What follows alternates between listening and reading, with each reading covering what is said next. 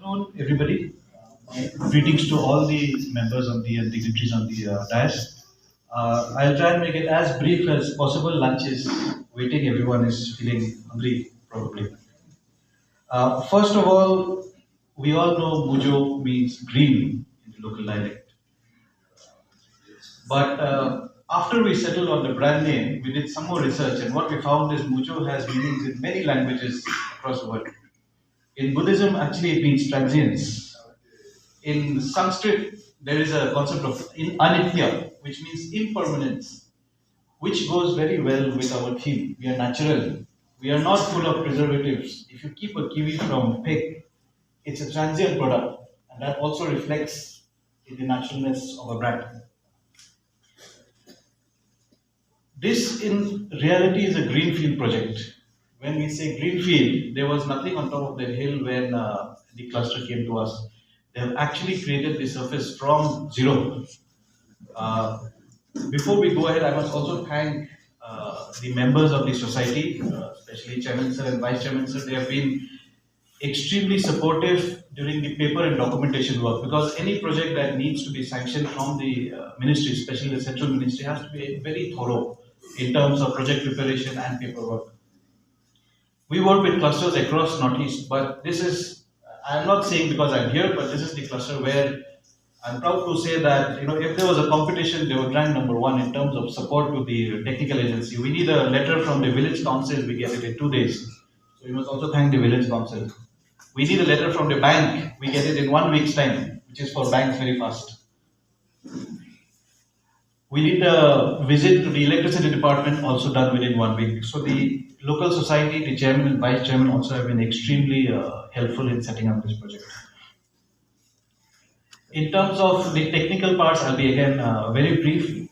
Projections for this year is that we are looking at around 200 tons of kiwi and almost 300 tons of persimmon production. So around 500 tons of our cold fruits will be produced from this from the cluster.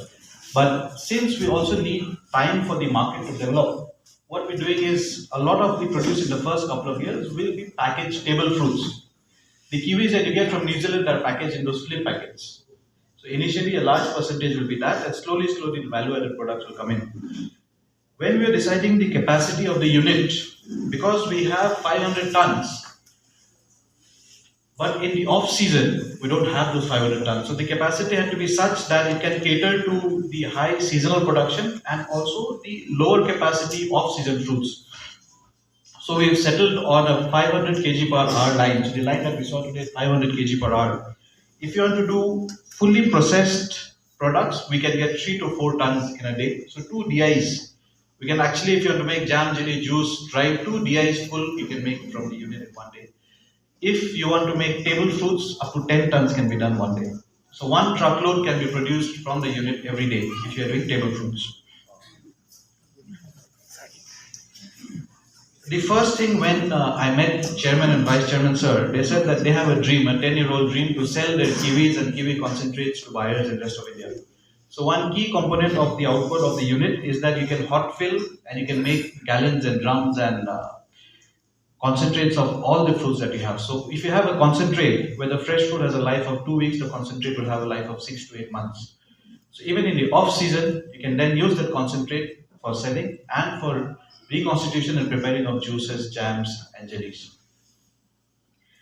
In terms of the product mix, we are looking at 3 different kinds of products. One is your premium product, which is your dried and dehydrated fruits and vegetables from the region, local fruits. Then your regular products, which is your juices, jams, and jellies. And for anything to be continuously running, we also need something which in local terms is called a chalu product, a regular product that can be sold anywhere and everywhere. So even that is possible in this unit. Pickles and packaged sugary juices or fizzy juices, everything is possible depending on how the market responds. Some might say that there are so many kinds of products, 3 different kinds of products, but what we have taken care is every product is not more than 3 different processing steps. So 3 steps and 4 ingredients is the maximum for every product. So even if you have 15 products, the design and the SOP is done in such a way that the people of the village themselves, with obviously the right amount of training, can operate a unit in the future. In terms of goal of the cluster, the first goal is that we needed the infrastructure, but this is just the beginning of the journey. Once this is there, with the support of the grant from government of India and also contribution from the villages themselves, to keep it running, we need a brand that goes with quality.